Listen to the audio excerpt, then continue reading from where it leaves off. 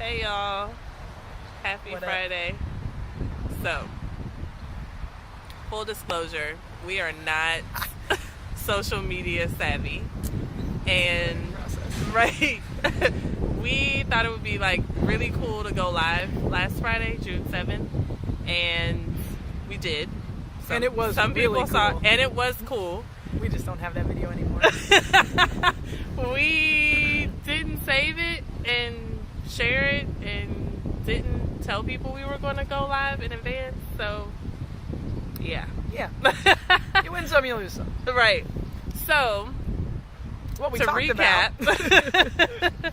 we were talking about, in honor of June being Pride Month, we want to talk about some issues that have to do with pride and relationships. And so we were talking about gender roles and how, really, like, my opinion was it's super disrespectful and unnecessary to try to gender heteronormatively same-sex relationships. I also think it's stupid to gender heteronormatively heterosexual relationships. Right. Basically, your role in a relationship doesn't have anything to do with your gender. It has to do with you and how you contribute and your strengths and their strengths and how you agree to move about in your relationship. Yeah. And that has nothing to do with what's in your pants or what you identify as, what your gender identity is, or any of that.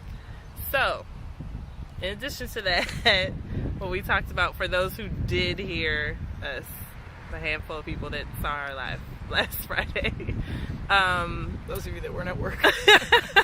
We did. or who weren't out celebrating, Right. we're going to keep talking about gender and its unnecessary role in relationships. And specifically, today we wanted to talk to you about expectations when it comes to gender in relationships, and how you guys already know that we think it's super important to communicate, to talk about what you find respectful, what your boundaries are, and so this is also important, like, to talk about how you how gender is going to play a role. Yeah, or like, how are you going to contribute to the relationship regardless of your gender? Like, what is your role? What are your contributions? How are you going to step up, show up? And what do you need in terms of support to continue to show up in those ways, and play your part? Because we can't all do the same things in a relationship, because then some things will never get done, and or we'll get in each other's way. Yes, too many chefs in the kitchen. Right. Literally. So, I know, for me, traditionally, well, I don't typically ascribe to tradition. So, I kind of do what I want in relationships. And so, for me, in the past, I really like to cook. I think I'm a good cook. So, I would cook, and then my partner would clean. And that had to be an agreement that we made, like, at the outset, because I don't want to clean. I don't want to cook and clean. So I was pretty, intent on making sure that I was not expected to do certain things, like expected to clean up or expected to, do whatever. Like, not where I'm not, pulling my weight, but just in the traditional sense, like, right? Like, well, you're supposed to cook and clean and have the babies, like, right? That's no. it. Like, and my dinner should be ready when I get home from work, and it won't be. These I won't even be home when you get home. Guess where I'll be? Work. Right? Yeah. So I'm so defiant. And I think, like, the biggest thing with these expectations is the expectations are problematic. Yeah. When we start to think, like, that's the way it should just be, and it's my child. And they interfere in the ability to be different every day, or grow, or show up differently. So even in terms of roles when it comes to emotion and how we share emotion, and I really have to answer that. That's my child. Okay. Expectations. Yeah. Can be problematic, and they don't allow other people's space to show up differently and grow and change all the time, because you're already anticipating how they're going to be. And so when they are different, or you don't even give them a chance to feel like they have space to be different, resentment builds, and they feel closed in, and or you feel like you're not getting what you need because they're not contributing in a bigger way as time grows, right? So we're suggesting is releasing those expectations of roles, and instead have a continual conversation in the relationship about, are you still good to cook every night? Right. Like, are you getting worn out? Can I cook once a week? How do you want to change this up? Or, you know what, I'm tired of cleaning the dishes all the time, and I really do like to cook, so can we split it up? Or whatever, right? Problem solving. At the point at which you figure out how you would like to see there be a shift. Yes, and not being rigid in your relationship or in the roles that you play, the ways that you contribute to your relationship, just because of outside, expectations. Like, tradition. You create, like tradition. You together create your relationship, and you decide what makes you happy and what makes sense for you in terms of feeling fulfilled and not feeling overburdened and inconvenienced. And if you're always just going along with what's traditionally expected, I think you're going to be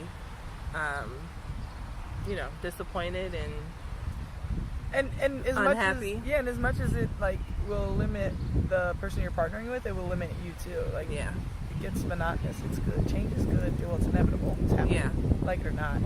But it will feel good. It mixes it up, and to kind of build on what we talked about last Friday, is the gender piece of that is just one of those limits that would be like, well, we can't change because you're the man and you have to take out the trash. Right.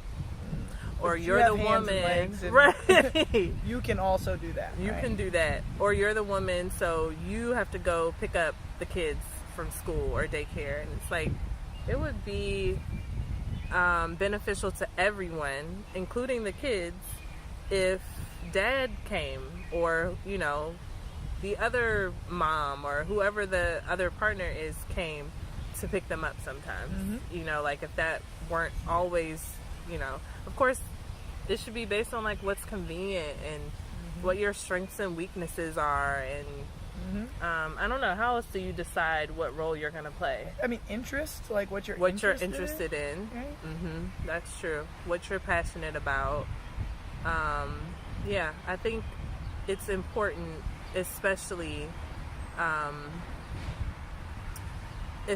in a healthy relationship, to come together and have real conversations continuously or regularly about what roles you're playing, how satisfied you are with them, how good you are at them.